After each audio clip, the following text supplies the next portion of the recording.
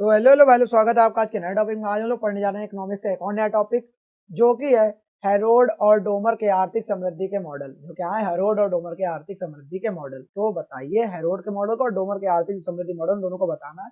Economics का एक important topic है जो कि आपको पढ़ना चाहिए, और आप पढ़ेंगे तो ये क्वेश्चन आने के बहुत ज्यादा चांसेस होते हैं। या तो हेरोड आ जाएगा या डोमर आ जाएगा, हेरोड डोमर दोनों कहा जाता है। ठीक है, तो पढ़ते हैं हेरोड और डोमर क्या थे आर्थिक समृद्धि मॉडल। हेरोड और डोमर का आर्थिक समृद्धि मॉडल का जो उद्देश्य था वो यह समझना है कि माने दोनों का जो आर्थिक समृद्धि मॉडल है उसका उद्देश्य यह समझना है कि किसी अर्थव्यवस्था में आर्थिक विकास की दर कितनी होगी और किस प्रकार निवेश और बचत की दर इस विकास को प्रभावित करती है।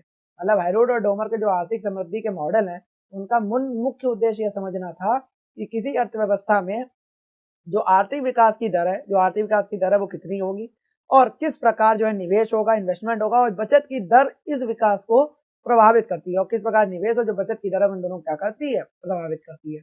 यह मॉडल 1930 और 1940 के दशक में विकसित किया गया था। और यह मॉडल कब किया गया था विकसित? 1940 और 1930 के दशक में विकसित किया गया था।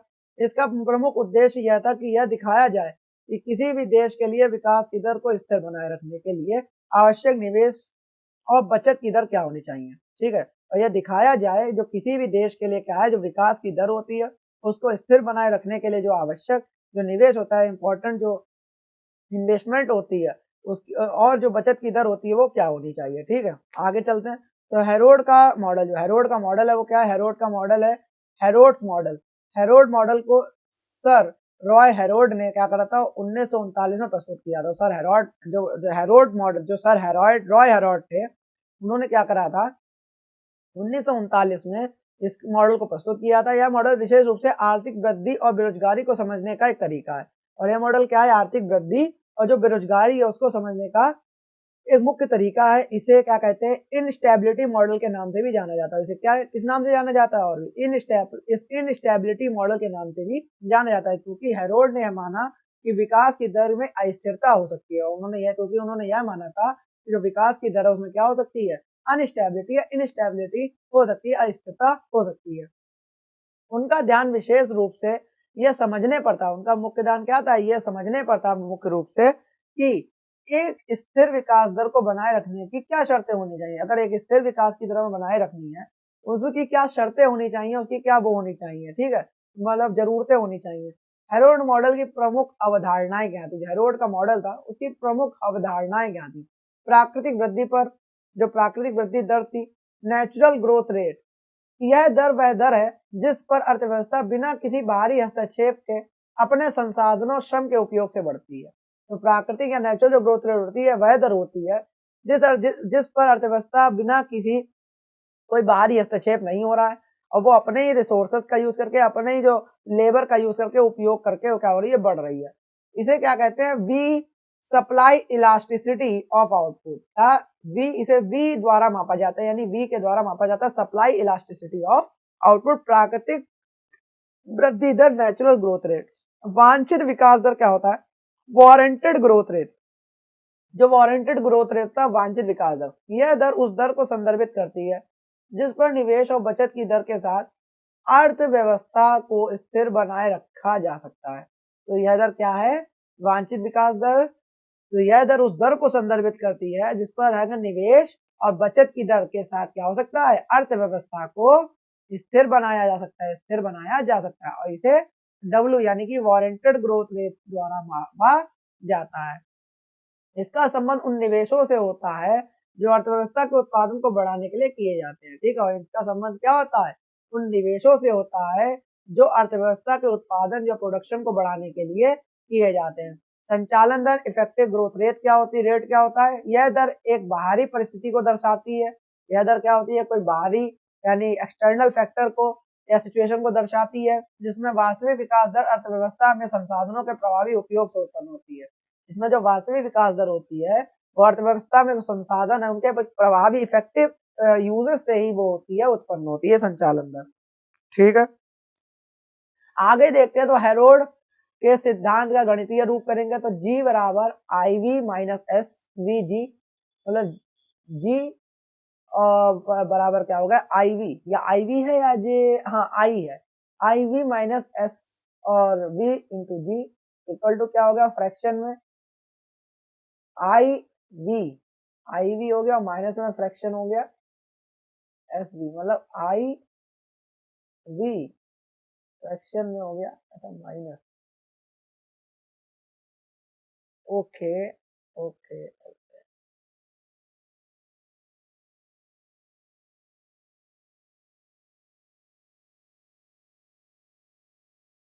आई वी माइनस एस वी, ऐसे करके कुछ हुआ है, ठीक है, I V minus S V. खैर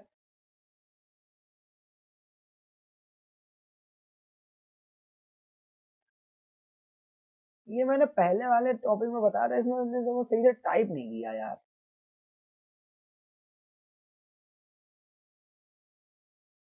इसमें जो था जी इक्वल टू क्या है, आई मतलब आई वी जो है वो दोनों में दोनों से हो जाएगा, क्योंकि एस वी जो जी दे रखा है तो जी इसके पास भी आएगा, जी इसके पास भी आएगा, ठीक है। तो इसी से फ्रैक्शन का एक पूरा बनता है हेरोड का सिद्धांत में गणितीय रूप, ठीक है। तो जहां पे जी क्या था, वास्तविक दर थी, एक्चुअल ग्रोथ रेट था, आई क्या है, निवेश इन्वेस्टमेंट है, वी क्या है, पूंजी का उत्पादन क्षमता, और एस क्या है, बचत की दर है, सेविंग रेट है। हेरोड ने सुझाव दिया कि अगर वास्तविक विकास दर और वांछित विकास दर में कोई अंतर है, मतलब जो वांछित विकास दर है या वास्तविक विकास दर है उनमें क्या कोई अंतर है, तो अर्थव्यवस्था अस्थिर हो सकती है। हेरोड ने सुझाव दिया था कि अगर वास्तविक जो नेचुरल ग्रोथ रेट होता है या वांछित वांटेड ग्रोथ रेट होता है, अगर उसमें कोई भी अंतर है तो अर्थव्यवस्था क्या हो सकती है, अस्थिर हो सकती है, स्टेबल हो सकती है। अर्थव्यवस्था या तो अधिक तेजी से बढ़ सकती है, ओवर हीटिंग हो सकती है, या फिर वृद्धि ही हो सकती है, अनपरफॉर्मेंस हो सकती है, मतलब कुछ भी हो सकता है, ठीक है। मुख्य आलोचना इसकी क्या क्या हुई, सबसे पहले तो अस्थिरता ही हो गई, दूसरा व्यवहारिकता का अभाव रहा। तो अस्थिरता में जो हेरोड का मॉडल है वो यह मानता है कि आर्थिक वृद्धि में अस्थिरता हो सकती है, तो ये मानता है कि जो आर्थिक वृद्धि में अस्थिरता हो सकती है, जो लंबे समय में विकास को क्या कर सकती है, बाधित कर सकती है। व्यवहारिकता का अभाव देखें तो हेरोड के मॉडल में कुछ परिस्थितियां बहुत आदर्श हैं और व्यावहारिक रूप से मॉडल उन स्थितियों को पूरी तरह से लागू नहीं होता। व्यावहारिक रूप से अगर देखें तो यह मॉडल उन स्थितियों में पूरी तरह से लागू नहीं होता, ठीक है। आगे चलते हैं तो डोमर का मॉडल क्या है, डोमर्स मॉडल। डोमर मॉडल का विकास एफसे डोमार थे, उन्होंने 1946 में किया था। डोमार मॉडल का जो विकास है वो एफसे डोमार ने 1946 में किया था। डोमार ने अपने मॉडल में यह बताया कि किस प्रकार निवेश के आधार पर अर्थव्यवस्था की वृद्धि तय होती है। और जो डोमार थे उन्होंने यह अपने मॉडल में यह बताया था कि जो किस प्रकार निवेश के आधार पर या निवेश इन्वेस्टमेंट के आधार पर क्या होता है, एक अर्थव्यवस्था की वृद्धि दर क्या होती है, तय होती है।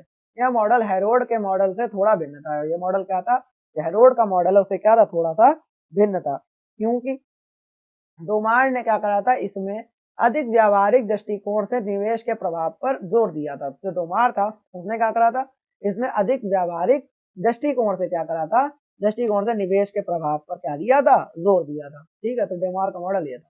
फिर से देख लो, डोमार का मॉडल ना समझे तो डोमार का जो विकास था वो एफसे डोमार ने 1946 में किया था, ठीक है। और डोमार ने क्या करा था, डोमार ने अपने मॉडल में यह बताया कि किस प्रकार निवेश के आधार पर एक अर्थव्यवस्था की वृद्धि दर तय की जाती है, मतलब इन्वेस्टमेंट करेंगे वैसे अर्थव्यवस्था की वृद्धि दर तय होगी। और यह मॉडल हेरोड के मॉडल से थोड़ा भिन्न था, क्योंकि डोमान ने इसमें अधिक व्यवहारिक दृष्टिकोण से निवेश के प्रभाव पर क्या किया, जोर दिया, मतलब व्यवहारिक दृष्टिकोण से ज्यादा जोर दिया था निवेश के आधार पर। और डोमार की क्या है, तो डोमार मॉडल की जो प्रमुख अवधारणा है वो विकास और बचत और विकास दर, ग्रोथ रेट, ठीक है। विकास और बचत क्या, डोमार के अनुसार अर्थव्यवस्था में विकास के लिए जरूरी है कि बचत और निवेश की दर एक निर्धारित अनुपात में हो, मतलब दोनों क्या है, निर्धारित अनुपात में बचत भी हो जाए और निवेश भी हो। निवेश अर्थव्यवस्था में उत्पादन क्षमता, जो निवेश है वो अर्थव्यवस्था में उत्पादन क्षमता बढ़ाने के लिए आवश्यक है। जो निवेश है वो अर्थव्यवस्था में जो उत्पादन क्षमता उसको बढ़ाने के लिए आवश्यक है, और इसलिए यह समृद्धि के आर्थिक विकास में सहायक है, और इसलिए जो समृद्धि के जो आर्थिक विकास में क्या है, ये सहायक है। विकास दर बोले, ग्रोथ रेट बोले, तो डोमार ने यह देखा कि निवेश यानी आई और बचत एस में वृद्धि से आर्थिक दर में वृद्धि होती है, मतलब उसने देखा कि जो डोमार आई और जो बचत होगा उसमें वृद्धि से क्या होता है, आर्थिक विकास दर में वृद्धि होती है। उन्होंने यह माना कि यदि बचत की दर वृद्धि होती है, बचत की दर में अगर वृद्धि होगी तो उत्पादन क्षमता में भी वृद्धि होगी और इससे आर्थिक विकास भी होगा, ठीक है। अगर इन्वेस्टमेंट और सेविंग दोनों होंगी तो इसी के आधार पर क्या होगा, हम लोग का इन्वेस्टमेंट हम लोग करेंगे और सेविंग करेंगे तो हम लोग की इकोनॉमिक ग्रोथ होगी, ग्रोथ रेट बढ़ेगी। तोमार के मॉडल के अनुसार क्या था, तोमार के मॉडल के अनुसार जो एस वी जी, मतलब एस वी जी हो गया इसका, ठीक है, G equal to S V G. मतलब जहाँ जो जी है वो वास्तविक विकास दर है, एस क्या है बचत और वी क्या है पूंजी अनुपात आउटपुट है। क्या है पूंजी अनुपात आउटपुट है। ठीक है। डोमार के सिद्धांत के अनुसार क्या है, डोमार के सिद्धांत के अनुसार देखें तो अगर किसी देश की बचत दर बढ़ती है तो उसके पास निवेश के लिए अधिक संसाधन उपलब्ध होते हैं। अगर बचत दर बढ़ेगी तो उसके लिए बचत पैसा बच रहा है तो पैसा लगाएंगे भी, तो इसीलिए निवेश के लिए जो अधिक संसाधन उपलब्ध होते हैं। निवेश की वृद्धि से उत्पादन क्षमता बढ़ती है जिससे समग्र आर्थिक वृद्धि होती है। ठीक है। डोमार ने यह भी बताया कि अगर पूंजी आउटपुट अनुपात यानी वी कम हो तो कम निवेश में भी उच्च विकास दर प्राप्त की जा सकती है। मतलब डोमार ने यह भी बताया था अगर जो पूंजी अनुपात आउटपुट अनुपात है यानी वी कम हो तो भी जो है कम निवेश में कम इन्वेस्टमेंट में उच्च विकास दर क्या की जा सकती है प्राप्त की जा सकती है। मुख्य आलोचना इसकी क्या हुई, समानता का अभाव। जैसे डोमार के मॉडल में यह मान लिया था, डोमार के मॉडल में यह मान लिया था कि बचत का हर एक रूप निवेश में परिवर्तित हो सकता है। मतलब बचत का हर एक रूप क्या होता है निवेश में परिवर्तित हो सकता है, जबकि वास्तविक दुनिया में हमेशा ऐसा होता ही नहीं है। ऐसा हमेशा थोड़ी होता कि जो बच रहा है वो हमेशा निवेश ही मतलब लगा ही देंगे कहीं। ठीक है।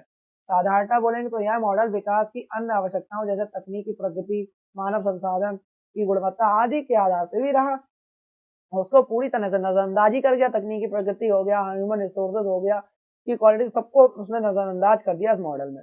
इसके अलावा यह केवल निवेश और बचत की दर पर आधारित होता है और कुछ हद तक यह अवास्तविक भी मतलब जो है इमेजिनेबल ज्यादा ये मॉडल लगा। ठीक है। और इसमें मुख्य अंतर क्या था, हेरोड और डोमर मॉडल में अंतर आ सकता है। तो हेरोड के और डोमार के मॉडल में क्या मुख्य अंतर है वो देख लेते हैं। तो विचार के आधार पर जैसे मुख्य उद्देश्य इन दोनों के क्या थे हेरोड और डोमार के, पहला था स्थिर विकास दर की आवश्यकता को समझना, जो स्थिर विकास दर है उसकी आवश्यकता को समझना, और निवेश और बचत से विकास दर की गणना करना। मतलब उधर स्थिर विकास दर की आवश्यकता को समझना और इधर निवेश और बचत के से क्या होगा विकास दर की गणना करेंगे। आधारित जो कारक है बचत निवेश और उत्पादन क्षमता, बचत निवेश है और उत्पादन क्षमता, ये बचत निवेश और पूंजी आउटपुट अनुपात जो है इसमें डोमार के मॉडल में, और इधर बचत निवेश और उत्पादन क्षमता और इधर बचत निवेश और पूंजी आउटपुट अनुपात के आधार पर डोमार मॉडल चल रहा है। ठीक है। कारक है अस्थिरता बोले तो विकास दर में अस्थिरता हो सकती है, स्थिरता को प्राथमिकता दी जाती है इसमें। ठीक है। विकास दर का निर्धारण करेंगे तो वास्तविक और वांछित विकास दर बीच में अंतर होगा तो अस्थिरता हो जाएगी, और बचत और निवेश के आधार पर विकास दर का निर्धारण हो जाएगा। ठीक है। इधर सारे में आलोचना इसकी क्या हुई, अस्थिरता और व्यवहारिकता का अभाव रहा और सरलता और अवास्तविकता से मेल ना खाना, मतलब सरलता रहा और वास्तविकता से क्या हो गया मेल ना खाना, इसका सबसे ज्यादा आलोचना है। ठीक है। और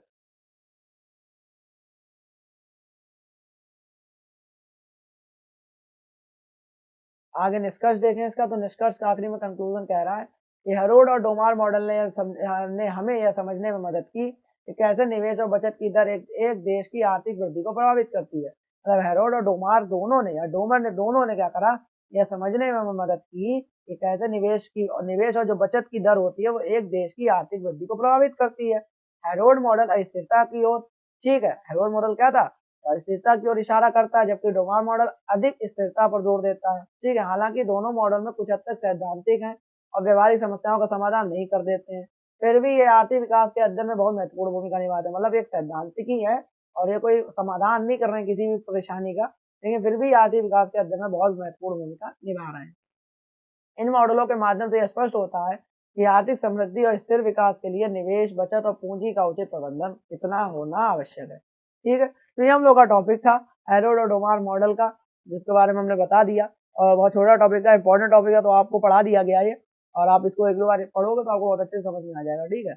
आप ऐसे ही वीडियोस आते रहेंगे इकोनॉमिक्स के, क्योंकि फटाफट अब इकोनॉमिक्स खत्म ही है, 8 वीडियो बचे होंगे बनाने को, और वो वीडियो जो फटाफट जो पढ़ लेता हूँ, कंटेंट आपका रेडी है, मुझे पढ़ाना ही था तो मैं फटाफट पढ़ा देता हूँ, मैं अपलोड कर दूंगा।